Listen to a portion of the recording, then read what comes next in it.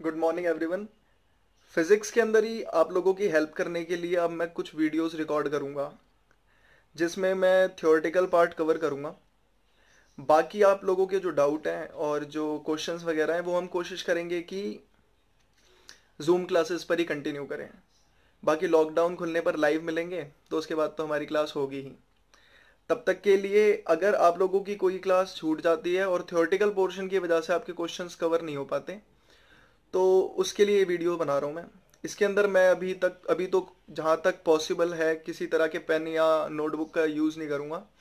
और किसी को बताओगे भी कि फिज़िक्स की ऐसी वीडियो बन रही है जिसमें नोटबुक और पेन का यूज़ नहीं हो रहा तो केवल लेक्चर मोड से सामने वाला बंदा पढ़ा रहा है तो शायद वो मुझे बेवकूफ़ ही कहे। पर कोई नहीं, आप लोगों के साथ तो मेरी बॉन्डिंग है तो मैं मुझे ऐसा लगता है कि मैं बोलूँगा और तो आप लोग समझ पाओगे। तो स्टार्ट करेंगे आज हम अपनी क्लास 12th की पहली यूनिट। पहली यूनिट अब जिन लोगों ने पढ़ना स्टार्ट कर दिया है उन्हें पता है कि फर्स्ट यूनिट का नाम है इलेक्ट्रोस्टैटिक्स। तो सबसे पहले इस टर्म को इलेक्ट्रोस्टैटिक के मतलब को समझते हैं। फिजिक्स की सबसे अच्छी बात यह है कि अगर आप टर्म को भी ध्यान से सुन लेते हो ना तो उससे भी आपको उस टर्म का आइडिया लग जाता है कि ये मतलब क्या होगा और इसकी मीनिंग क्या होने वाली है। इलेक्ट्रोस्टैटिक को अगर आप ब्रेक करो तो दो वर्ड्स मिलते हैं हमें, एक इलेक्ट्रो और दूसरा स्टैटिक्स। इलेक्ट्रो यहाँ पर स्टैंड करता है बच्चों चार्ज के लिए। अब चार्ज क्या है ये आप जानते हो। और स्टैटिक्स का मतलब क्या है इसको समझ लेते हैं। तो स्टार्ट करते हैं मैकेनिक्स से। अब मैकेनिक्स टर्म फिजिक्स पढ़ रहे हो आप सबने सुना होगा और मैं जब भी पढ़ाता हूँ तो मैं कोशिश करता हूँ कि मैं यहीं से स्टार्ट करूँ। क्लास 11th के अंदर आपने काइनेमेटिक्स टर्म सुना होगा, थर्मोडायनेमिक्स सुना होगा। तो ये एक्स एक्स आई सी एस जनरली जिनके लास्ट में आता है वो फिजिक्स की ब्रांचेस होती हैं। मैकेनिक्स फिजिक्स की बहुत बड़ी ब्रांच है और मैकेनिक्स का बहुत बड़ा पार्ट जो है वो न्यूटन सर ने दे रखा है, इसलिए हम इसको न्यूटेनियन मैकेनिक्स भी कहते हैं।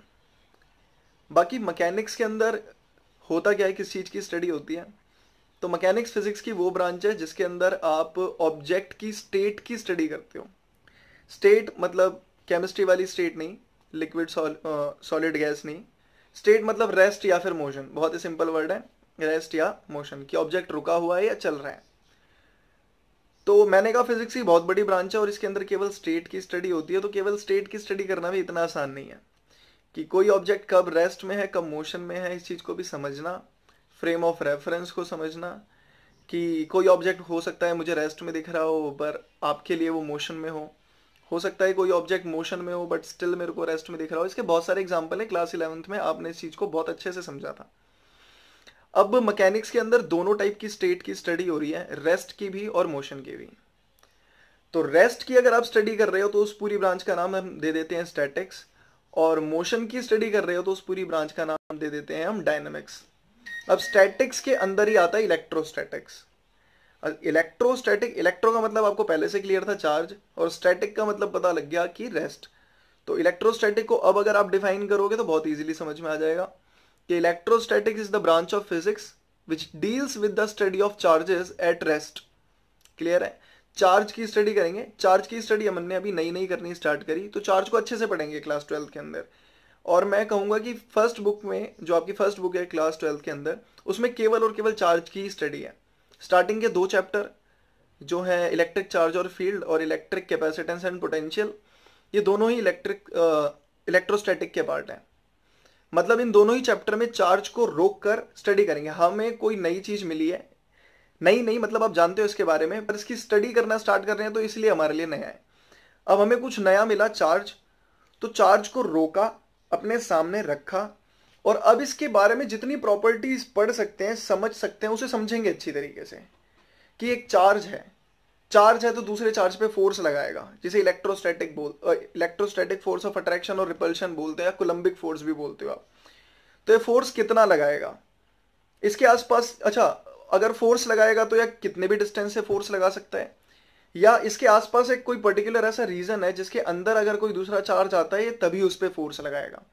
तो इसका रेंज कितना है, किस रेंज के अंदर जब कोई दूसरा चार्ज आएगा तब ये उस पर अपना इन्फ्लुएंस दिखाएगा। जिसे हम इलेक्ट्रिक फील्ड बोलते हैं। समझ रहे होंगे बात को आप। तो कोई चार्ज कितना फोर्स लगाने वाला है, कितनी उसकी इलेक्ट्रिक फील्ड है, और कितना उसका पोटेंशियल है, ये सारी बातों की स्टडी करेंगे। फिर किसी बॉडी के अंदर मैं कितने चार्जेस को रख सकता हूँ, कैपेसिटेंस वगैरह, ये सब कुछ पढ़ने के बाद हम अपने थर्ड चैप्टर के अंदर इन चार्ज को मूव कराएंगे। अब मूव कराएंगे तो वो आ जाएगा करंट इलेक्ट्रिसिटी। पर इन बातों को साइड में रखते हुए अभी मैकेनिक्स पे थे तो पहले मैकेनिक्स वाले पार्ट को समझ लेते हैं। मैकेनिक्स मतलब क्या? फिजिक्स की ब्रांच जिसमें हम रेस्ट और मोशन की स्टडी करने वाले थे। रेस्ट की स्टडी कर रहे हो तो स्टैटिक्स, मोशन की स्टडी कर रहे हो तो डायनेमिक्स। अब डायनेमिक्स का फर्दर क्लासिफिकेशन होता है दो ब्रांचेस के अंदर। अब वैसे तो ये बातें आपने अगर मेरे से पढ़ रहे हो तो कई बार सुनी होंगी, बट स्टिल मैं इन्हें बता रहा हूं कि हो सकता है कोई नया बच्चा हो तो उसके कंसेप्ट। और जितनी भी ये मैकेनिक्स की ब्रांचेस की बातें हैं, इनको डिटेल में भी समझाऊंगा मैं, अगर मैंने क्लास 11th की ऐसी ही वीडियोस बनाई तो, जिसमें मैं केवल थ्योरी की बातें बता रहा हूँ। तो फंबल के लिए माफ़ी चाहता हूँ दोस्तों। आगे बढ़ते हैं। हम थे डायनेमिक्स पे। डायनेमिक्स को मैंने कहा कि इसको फर्दर क्लासीफाई किया गया है दो पार्ट के अंदर। एक है आपका काइनेमेटिक्स और दूसरा है डायनेमिक्स प्रॉपर।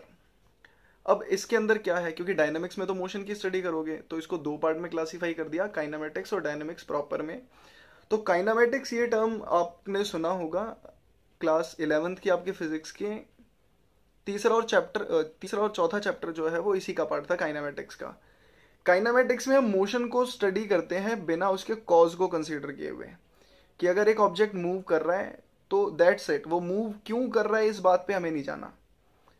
वो मूव कर रहा है तो कितनी स्पीड से मूव कर रहा है वो ठीक है, अगर वो अभी ब्रेक लगाता है तो कितनी देर में रुकेगा ये भी ठीक है, किसी ऑब्जेक्ट से टकराया तो कितना फोर्स लगाएगा, मोमेंटम में क्या चेंज आएगा, स्पीड किस रेट से डिक्रीज होगी, इंक्रीज होगी, वटएवर, ये सारी बातें स्टडी करेंगे। जो नहीं करेंगे वो है इसका कॉज, कि मोशन में आया कैसे। तो मोशन की स्टडी करना बिना उसके कॉज को कंसीडर किए हुए, ये पार्ट है काइनेमेटिक्स का। और डायनेमिक्स प्रॉपर के अंदर हम मोशन के साथ साथ उसका कॉज भी पढ़ते हैं, कि अगर ऑब्जेक्ट के अंदर मोशन आया है तो वो मोशन आया क्यों है, रीजन क्या है उसका। अब मोशन विद कॉज का एग्जांपल है आपका थर्मोडायनेमिक्स, ये पढ़ा है आपने। यहाँ पे डायनेमिक्स का मतलब फर्दर मोशन ही है, और थर्मो का मतलब हीट है। मतलब अगर कहीं पे मोशन का कॉज हीट है तो वो थर्मोडायनेमिक्स का पार्ट बन जाएगा। अब एग्जांपल है आपका हीट इंजन, और थर्मोडायनेमिक्स में आपने हीट इंजन पढ़ा था, जहाँ पे मोशन देने के लिए जो एज अ फ्यूल यूज हो रहा है वो हीट यूज हो रही है। अब आ जाते हैं वापस अपने 12th वाले सिलेबस पे। मैंने कहा कि फर्स्ट बुक के अंदर आपको जो मेन स्टडी करनी है वो केवल चार्ज की करनी है, जिसमें स्टार्टिंग के 2 चैप्टर में हम चार्ज को रोक के उनकी स्टडी करेंगे, और थर्ड चैप्टर के अंदर हम चार्ज को मूव कराएंगे, करंट इलेक्ट्रिसिटी के बारे में स्टडी करेंगे। Flow of charges, current electricity, इसे आपने 10th क्लास में पढ़ रखा है। 10th में करंट चैप्टर पढ़ा था, और उसका अगला चैप्टर था आपका magnetic effect of electric current. 12th में भी एज इट इज है।